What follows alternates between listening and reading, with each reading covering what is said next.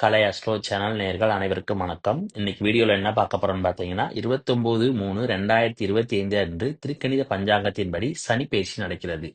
இந்த சனி பார்த்தீங்கன்னா கும்ப ராசியிலிருந்து மீன ராசிக்கு பார்த்தீங்கன்னா நிரந்தரமாக இடப்பெயர்ச்சி ஆகிறார். இந்த மீன ராசிக்கு வர்ற சனியினால அனைத்து ராசிகளுக்கும் என்ன விதமான தீய பலன்கள் நடக்குமோ அதுக்குரிய தீர்வுகள் என்ன அப்படிங்கிறத நம்ம இந்த வீடியோல பார்க்க போறோம். ஏன்னா சனியினுடைய பார்வையானது 3, 7, 10 இந்த பார்வையின் மூலமா பார்த்தீங்கன்னா ஒவ்வொரு ராசிக்கும் தீய பலன்கள் நடைபெறுவதற்கான வாய்ப்பு இருக்கிறது.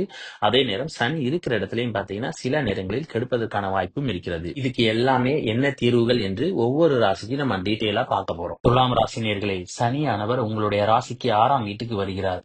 6ஆம் வீட்டுக்கு வர்ற சனிக்கு பாத்தீங்கன்னா ரோக சனின்னு சொல்லி பேரு. இந்த சனி பாத்தீங்கன்னா உபஜயஸ்தானம் சொல்லக்கூடிய 6ஆம் இடத்துக்கு வர்றதுனால நிச்சயம் உங்களுக்கு இந்த சனி பயிற்சியில நிறைய நல்ல பலன்களை செய்வார். ஆனால் அவர் வக்ரமான சமயத்துல பாத்தீங்கன்னா உங்களுக்கு தீய பலன்கள் செய்வதற்கான வாய்ப்பு இருக்கிறது. அந்த நேரத்துல நீங்க சனியிடமிருந்து எப்படி தப்பித்துக் கொள்ளலாம் அப்படிங்கறத நம்ம இந்த வீடியோல பார்க்க போறோம். சனியினுடைய வக்ரமான காலகட்டத்துல 3ஆம் பார்வை பாத்தீங்கன்னா உங்களுடைய ராசிக்கு 8ஆம் இடத்துல விழுகுது. இதனால இரவு நேரங்கள்ல முடிந்த அளவுக்கு பாத்தீங்கன்னா பயணம் செய்வதை தவிர்க்க வேண்டும். அதே நேரம் உயரமான இடங்களுக்கு செல்வதை தவிர்க்க வேண்டும். ஏன்னா 8ஆம் இடம் பாத்தீங்கன்னா விபத்து மற்றும் கண்டத்தை குறிக்கக்கூடிய இடம். அதனால முடிந்த அளவுக்கு இரவு நேரங்களில் பயணம் செய்வதை நீங்கள் தவிர்க்க வேண்டும். அடுத்து 8ஆம் இடம் பாத்தீங்கன்னா கோர்ட்டு கேஸை குறிக்கக்கூடிய இடம். அதனால முடிந்த அளவுக்கு பாத்தீங்கன்னா யார்கிட்டையுமே வம்பு வழக்குகள் வைத்துக் கொள்ளாமல் இருப்பது நல்லது. அதே நேரம் சொத்து சம்பந்தமாகவோ இல்லது குடும்ப சம்பந்தமாகவோ ஏதாவது தொந்தரவுகள் வந்திருந்தால் முடிந்த அளவுக்கு கோர்ட்டுகளை இந்த சமயத்தில் நாடாமல் இருப்பது நல்லது. இல்லை என்றால் நீங்க கோர்ட்டுக்கு போனீங்கன்னா முடிஞ்ச அளவுக்கு பாத்தீங்கன்னா உங்களுக்கு விரயங்கள் ஏற்படுவதற்கு வாய்ப்பு இருக்கிறது. அதே நேரம் மன சஞ்சலங்களும் வருவதற்கான வாய்ப்பு இருக்கிறது. ஆகையால் முடிந்த அளவுக்கு பாத்தீங்கன்னா எந்த ஒரு விஷயத்தையும் பேசி தீர்த்து கொள்வது ரொம்ப நல்லது. அதனால இந்த வக்ரமான சனியினுடைய காலத்துல பாத்தீங்கன்னா கோர்ட்டு படி ஏறாமல் இருப்பது ரொம்ப நல்லது. சனியினுடைய 7ஆம் பார்வையானது உங்களுடைய ராசிக்கு 12ஆம் வீட்டுல விழுவதனால நிச்சயம் சனியினுடைய வக்ர காலகட்டத்துல உங்களுடைய உறக்கம் கெடுவதற்கான வாய்ப்பு இருக்கிறது. அதே நேரம் இந்த சனி 6ஆம் இடத்துல இருக்கிறதுனால அந்த உறக்கம் கெடுவதன் மூலம் உங்களுக்கு நோய்கள் வருவதற்கான வாய்ப்பும் இருக்கிறது. ஆகையால முடிந்த அளவுக்கு எவ்வளவு சீக்கிரமா தூங்க முடியுமோ அவ்வளவு சீக்கிரமா தூங்குவது உங்களுடைய உடல் நலத்திற்கு நல்லது. அதே நேரம் காலையில பாத்தீங்கன்னா 6 மணிக்குள்ள எழுந்திருப்பது ரொம்ப உடல் நலத்திற்கு நல்லது.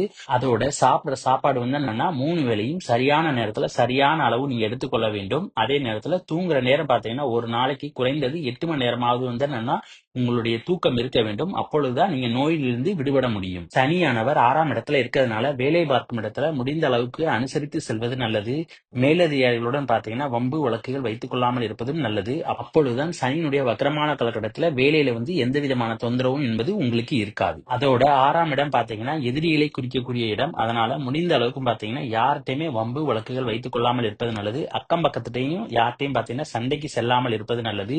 இது எல்லாமே பாத்தீங்கன்னா சனியினுடைய வக்ரமான காலகட்டத்துல மட்டும்தான். அந்த நேரத்துல மட்டும் நீங்க எவ்வளவு தூரம் பொறுமையா இருக்கீங்களோ அந்த அளவுக்கு பாத்தீங்கன்னா உங்களுக்கு வெற்றிகள் வருவதற்கான வாய்ப்பு இருக்கிறது. இல்லை என்றால் நீங்க கோர்ட்டு கேஸ் வரை செல்வதற்கான வாய்ப்பும் இருக்கிறது. அப்புறம் 6ஆம் இடம் பாத்தீங்கன்னா கடனை குறிக்கக்கூடிய இடம். அதனால முடிந்த அளவுக்கு பாத்தீங்கன்னா நீங்க வாங்குற கடன் பாத்தீங்கன்னா சுப கடனாக வாங்கிக் கொள்வது நல்லது.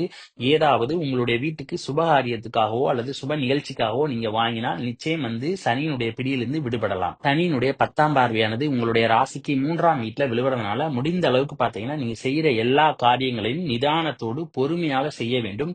எதையுமே எடுத்தோம் கவுத்தோம் அப்படிங்கிற மாதிரி அவசரப்பட்டு செய்யக்கூடாது. நீங்க அந்த மாதிரி ஈடுபட்டீங்கன்னா நிச்சயம் உங்களுடைய காரியங்கள் கெட்டு போவதற்கான வாய்ப்பு இருக்கிறது. ஆகையால் நீங்க செய்கிற எல்லா விஷயங்களையுமே நிதானத்தோடு பொறுமையாக செய்வது ரொம்ப நல்லது. அரசு சம்பந்தமான எந்த ஒரு விஷயமாக இருக்கட்டும் இந்த சமயத்துல முடிந்த வரைக்கும் நீங்க நேர் வழியில் செல்வது நல்லது. அப்பொழுதுதான் உங்களுக்கு நல்லது. இல்லை என்றால் நீங்க அதனால பல பிரச்சனைகளை சந்திக்க நேரிடும்.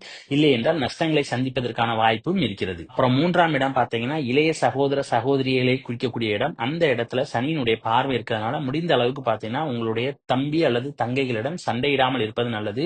அவர்களிடம் நீங்க அனுசரித்து சென்றால் இந்த சமயத்துல நீங்க சனியினுடைய பிடியிலிருந்து விடுபட முடியும். சனியானது உங்களுடைய ராசிக்கு 6ஆம் இடத்துல இருக்கிறதுனால முடிந்த அளவுக்கு உங்களுடைய தாய்மாமனிடம் எந்த விதமான வாக்குவாதங்கள் செய்யாமல் இருப்பது நல்லது.